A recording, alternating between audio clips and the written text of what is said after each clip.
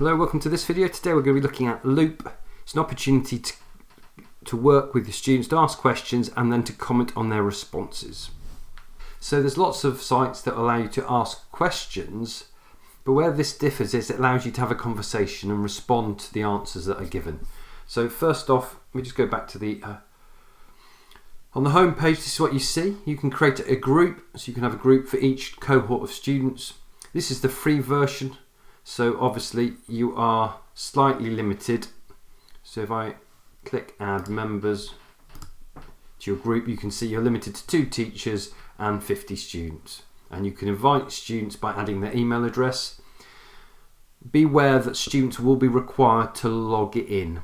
So students need to be older than 13 or they'll need to seek the parental permission. So just be aware of that. Unlike some of the sites I've talked about in other videos, such as quizzes, and if you're interested in quizzes, click on the banner on the top right and you can watch my videos on how to use quizzes, which don't require the students to sign in. This one does. So that's how you can add teachers, and it's up to 2 per group, and students up to 50. And all you do is you click invite and you put in their email address.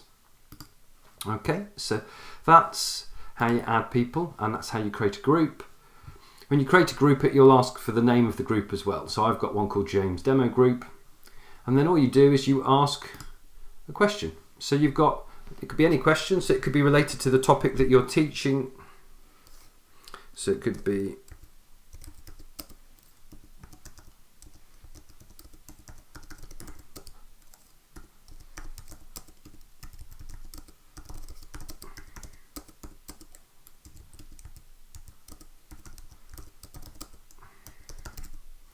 So that could be my question, or a topic related when I teach photography, which aperture setting would allow you to get a small depth of field. So that could be my question. And you can then choose the types of responses. So you can choose scale, reaction, text, or multiple choice. So I'm going to go with text and next. And then we can go ask now or schedule. So if you click schedule, you can set when it's going to be asked, date and a time. So that question is scheduled, and you can see it's there.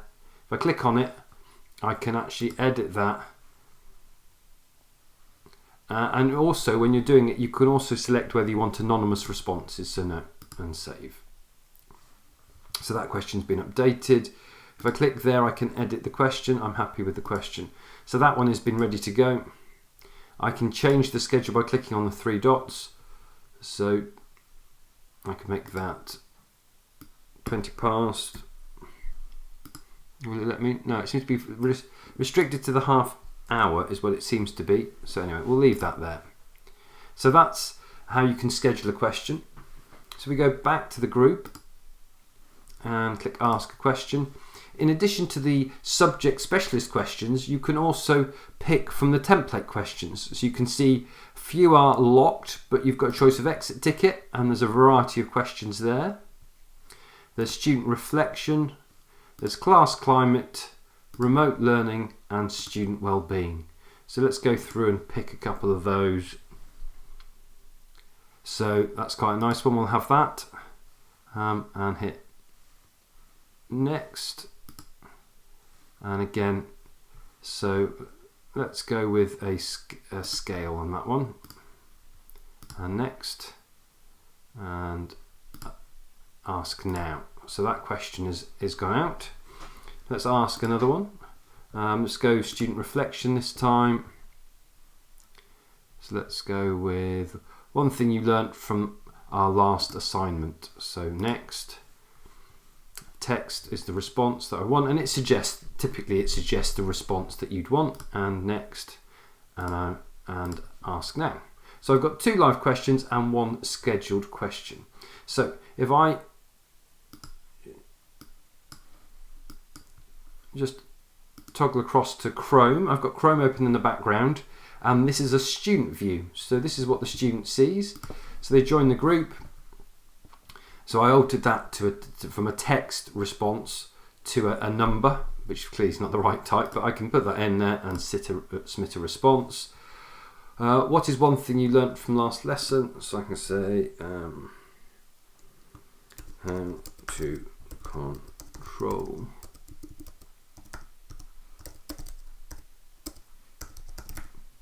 there we are, and I can hit submit response. And there's also the ability to message a teacher, so I can put in a message there.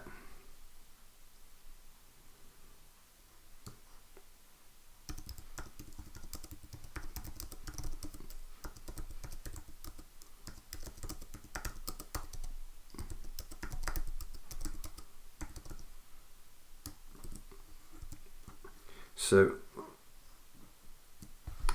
we can submit that. So if I go back now to the teacher view, I can see from the red dot in the top by the inbox that I have some messages. So I click on the inbox, I can see the message from them and I could respond.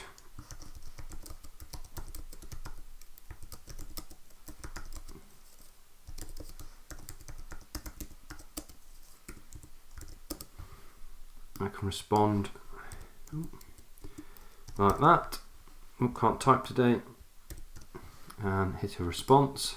I can also delete that message and you can see other messages that I have in my inbox.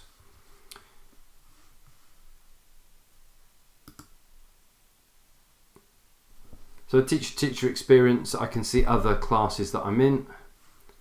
I click on the loop, I can go back to my groups and I can go to my live questions and look at responses. So I can see the responses. These are the responses I've had, so I can click to view that response. I can see what they said, so that was just a number response. And I could message them in response to that, so I could send them a message in response to what they've said. If we go back, look at the other response. I can see what they've said and very easily I could respond to them. So you can see that was my question, that was their response.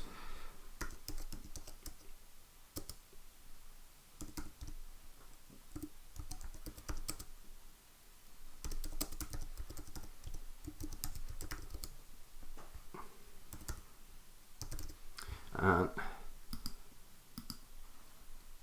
I can hit send.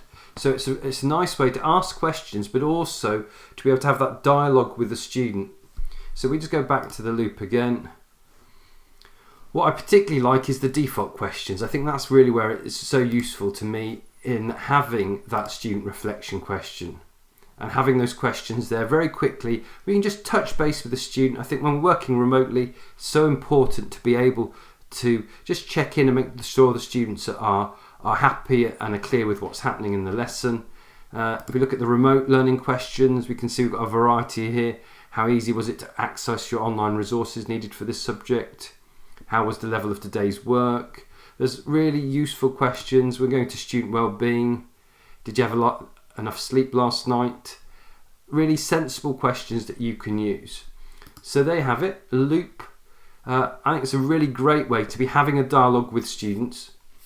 I like the fact that you can ask them questions, either scheduled or live questions, and you can start that dialogue backwards and forwards, having had them make their response. So I hope you found the video useful. If you did, remember to give it a like, remember to subscribe to the channel, and join me again soon for more EdTech videos. Thanks for watching.